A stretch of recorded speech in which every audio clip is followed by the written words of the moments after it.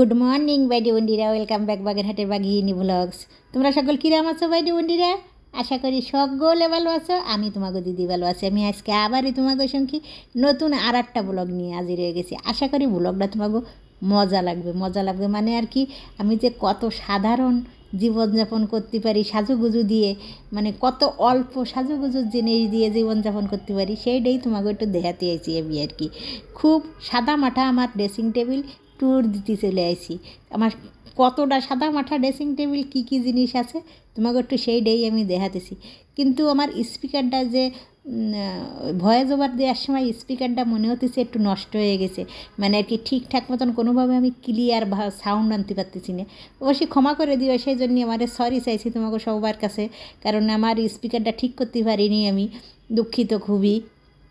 যাই হোক, চলো আমার ড্রেসিং টেবিলই কী কী আছে তোমাকে দেখাই। আমার কিন্তু মেকআপ বক্স একদম নেই, মানে মেকআপ করতে যা যা প্রসাধনী জিনিসপত্র লাগে কোনো কিছুই আমার নেই, কারণ আমি মেকআপ করি না জন্যই কিনি না।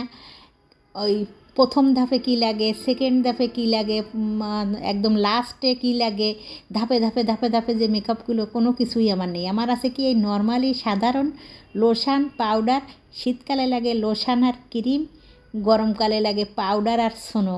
এই দুটো জিনিস হচ্ছে আমি ছোটোবেলা থেকে ব্যবহার করি, আর কোনো কিছুই লাগে না তেমন। দুই গরমকালে একটা জিনিস, শীতকালে একটা জিনিস লাগে, আর ওই সিম্পল সাধারণ একটু লিপস্টিক লাগে। অবশ্যই সিম্পল সাধারণ বলতে অনেক প্রকারের অনেক অনেক কালার থাকুক আর না থাকুক, আমার একটু লিপস্টিকটা লাগে হচ্ছে ব্র্যান্ডের, কারণ আমার একটু অ্যালার্জির সমস্যা আছে।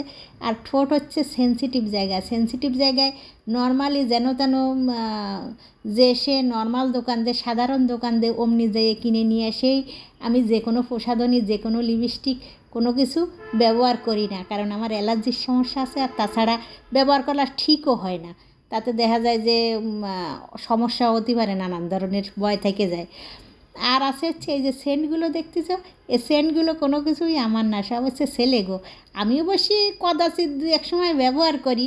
তা তোমাকে ওদের আজকে আমি মনের কথাটা করছি, সেন্টের যে ঝাঁঝালো ঘেরান, এই একটা তেজালো ঘেরান, এটা আমার কাছে ভালো লাগে না। আমার কাছে ভালো লাগতে হচ্ছে ছোটোবেলায় আমার মা বাবারে দেখতাম যে 90 দশকের যারা তোমরা বাইডি বন্ডিরা তারা চিনতে পারবা, 85 দিক বা 90-এর দিক যারা তোমরা ওই তিব্বতের যে ব্লু রঙের একটা 2-3 ইঞ্চি লম্বা কৌটো ছিল, সেই কৌটোর যে সেন্টার ঘেরান, ওই ঘেরানটা আমার ভালো লাগতো। আমার মা বাবা মাখতো দেখতাম, আর ঘেরানটাও আমার খুব মুখস্থ, ওই ঘেরানটা ভালো লাগে। আর কোনো সেন্ট আমার ভালো লাগে না।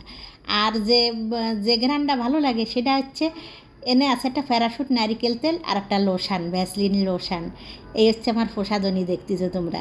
আর ওই কয়টা সেন্টের কোটো, কয়টা লিপস্টিক।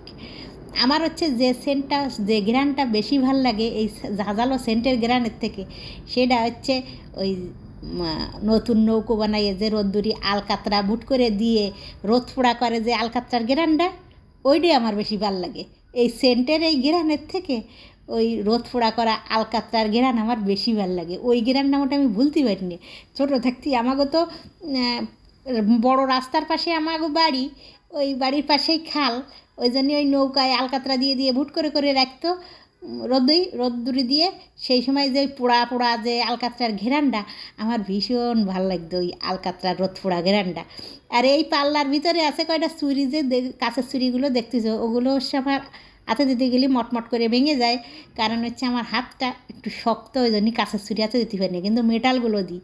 আর দেখতেছো হচ্ছে বোরোলিন, আর এ পাশে আছে হচ্ছে রুম স্প্রে ওয়েটটা, আর এটা হচ্ছে একটা ফেস ওয়াশের কোটো। আমি অবশ্যই ফেস ওয়াশটা দিয়ে শেষ করিনি, আমার বোনই শেষ করেছে ওইটা। আর এটা হচ্ছে একটা রুম স্প্রে, ল্যাভেন্ডার মনে হতেছে। আর এই জায়গায় আছে এটা হলো লোশানের কৌটো, এটা অবশ্যই শেষ হয়ে গেছে খালি কৌটো।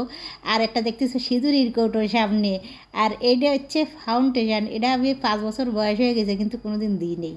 এটা যে দেখতেছো মুখ ভাঙ্গা, আর এই ভিতরে যে রয়েছে অল্প একটু খরচ, ওইগুলো হচ্ছে আমার বাইফও ইসব এসে ওইটুক করেছে, ইসব এসে ওইগুলো খেলাধুলো করে ওইটুক কমাইছে আর কি।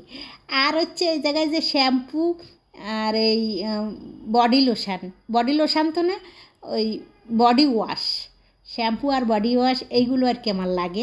এই যেগুলো আর কি সচরাচর ব্যবহার করি সবসময় পার্সোনালি। এই বাইরের তো ওরা যে সময় যায় সেই সময় আনে এই শ্যাম্পুগুলো আর হচ্ছে এই বডি ওয়াশ। এই শ্যাম্পুগুলো একটু নানান পদের নানান বা আনিয়ে দেই, কারণ হচ্ছে চুল থাক আর না থাক অ্যালার্জির সমস্যা আছে আমার, এই জন্যই শ্যাম্পুগুলো ব্র্যান্ডের ভালো শ্যাম্পুগুলোই আমি মাখার চেষ্টা করি। আর হচ্ছে তোমার এই যে দেখতেছো ওটা হচ্ছে কন্ডিশনার। ওই কন্ডিশনারটা আর একটার সাথে আর কি ফ্রি ছিল, ওই শ্যাম্পুর সাথে একটার সাথে একটা ফ্রি ছিল।